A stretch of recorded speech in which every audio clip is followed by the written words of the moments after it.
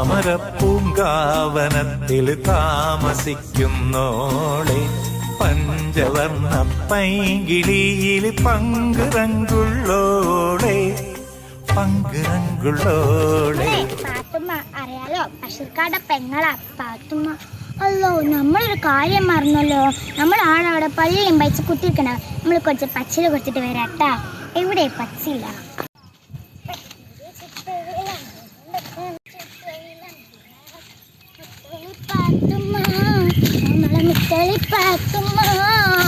അല്ലന്റെ റബ്ബേ, എന്റെ ആടല്ലേ അവിടെ പള്ളിയും പൈച്ച് കുത്തിരിക്കേണ്ടത്?